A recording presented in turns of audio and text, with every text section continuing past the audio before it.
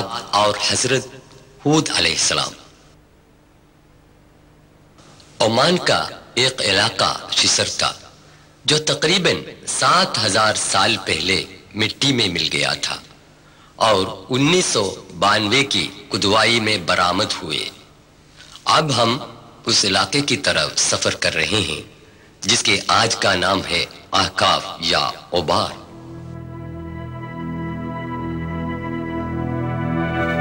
یہ ہے عمان کا شہر سلالہ۔ یہاں سے 172 کلومیٹر ریگستان سے سفر کرنے پر اوبار پہنچتے ہیں۔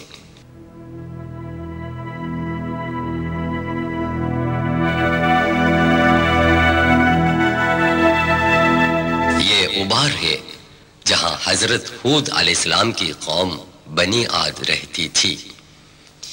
یہ ان مکانوں کے کھنڈر ہیں جو ریتوں کے انبار نکالنے پر برآمد ہوئے۔ سورہ 11 ہود آیت 50 میں اللہ فرماتا ہے وَإِلَىٰ عَادٍ أَخَاهُمْ هُودًا قَالَ يَا قَوْمِ اعْبُدُوا اللَّهَ مَا لَكُمْ مِنْ إِلَٰهٍ غَيْرُهُ إِنْ أَنْتُمْ إِلَّا مُفْتَرُونَ۔ اور عاد کی طرف ہم نے ان کے بھائی ہود کو بھیجا۔ اس نے کہا بھائیو اللہ کی عبادت کرو، اس کے سوا تمہارا کوئی معبود نہیں، تم خدا پر محض اختراع کر رہے ہو۔ سورہ ہود میں خدا تعالی کہتا ہے پیغمبر ہود علیہ السلام کے پیغامات کو مغرور قوم نے ٹکرا دیا۔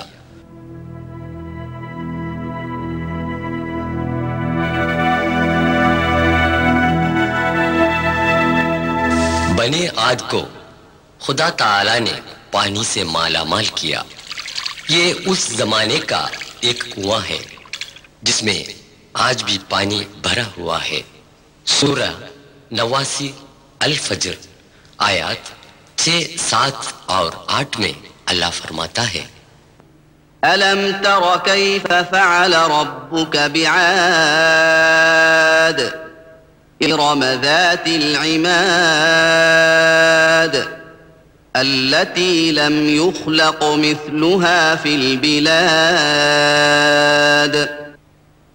کیا تم نے کبھی نہ دیکھا کہ تمہارے رب نے عاد کے ساتھ کیسا کیا، جو ارم کی قوم تھی، بڑے ستونوں والے تھے، سارے شہروں میں ویسی زوردار قوم پیدا نہیں ہوئی۔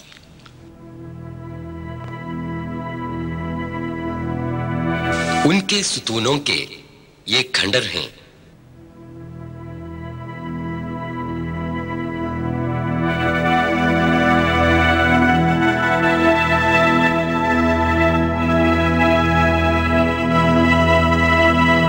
یہ وہ چیزیں ہیں جنہیں بنی عاد نے استعمال کیا ہے۔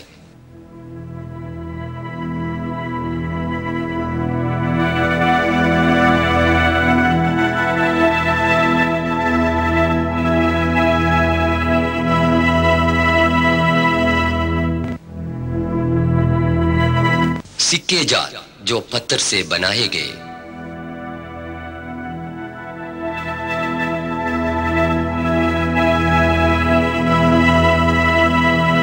اس زمانے میں کثرت سے لوبان کی کھیتی ہوتی تھی۔ اس کا عرق دواؤں اور خوشبوؤں میں استعمال ہوتا تھا، جن کے برآمد کرنے سے بنی عاد خوشحال اور مالدار بن گئے۔ جب بنی عاد نے بت پرستی اور حق تلفی کو جاری رکھا، حضرت ہود علیہ السلام نے ان کو عذاب الہی کی تاکید دی، پھر بھی انہوں نے انکار کر دیا۔ خدا تعالی نے حضرت ہود علیہ السلام اور ان کے ساتھیوں کو بچانے کے بعد بنی عاد کو تباہ و برباد کیا۔ سورہ 69 الحاقہ آیات 6 اور 7 میں اللہ فرماتا ہے وَأَمَّا عَادٌ فَأُهْلِكُوا بِرِيحٍ صَرْصَرٍ عَاتِيَةٍ سخرها عليهم 7 ليال و8 أيام حسوما فترى القوم فيها صرعى كأنهم أعجاز نخل خاوية.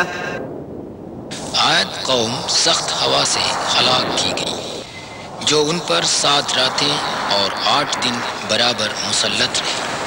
بس تو اس قوم کو دیکھنا کہ اونتھے پڑے ہیں، وہ گویا کھجوروں کے اکھڑے ہوئے تنے تھے. عمر کی چاروں طرف ریگستان ہی ریگستان ہے. اس وقت کی سخت آندھی میں ان کی بستیاں ریت میں دھنس گئیں. کھدوائی کرنے پر ان میں سے بہت کم بستیاں درآمد ہوئیں. ریت کے نکالنے پر شاید اور بستیاں نکل جائیں گی. عیش و عشرت میں مست رہنے والے انسانوں تاریخ سے عبرت حاصل کریں گے.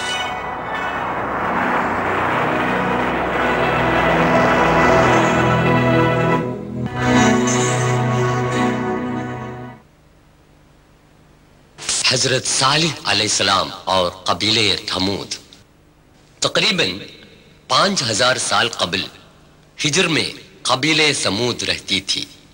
خدا تعالی نے ان لوگوں کے لیے حضرت صالح علیہ السلام کو پیغمبر بنا کر بھیجا. آج بھی سعودی عرب کے مدائن صالح میں چٹانوں کے اندر بنائے گئے غاروں کے گھر برقرار ہیں.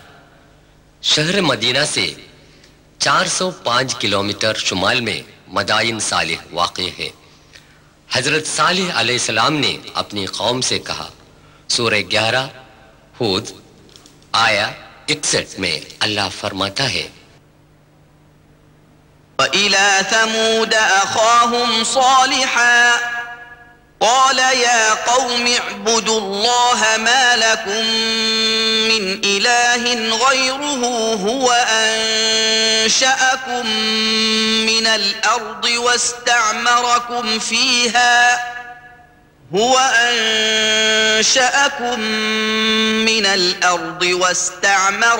فِيهَا فَاسْتَغْفِرُوهُ ثُمَّ تُوبُوا إِلَيْهِ إِنَّ رَبِّي قَرِيبٌ مُجِيبٌ.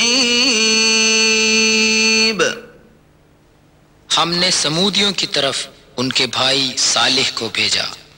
اس نے کہا بھائیو اللہ کی عبادت کرو، اس کے سوا تمہارا کوئی معبود نہیں. اس نے تم کو زمین سے پیدا کر کے آباد کیا، پھر تم اس سے بخشش مانگو، پھر اس کی طرف رجوع کرو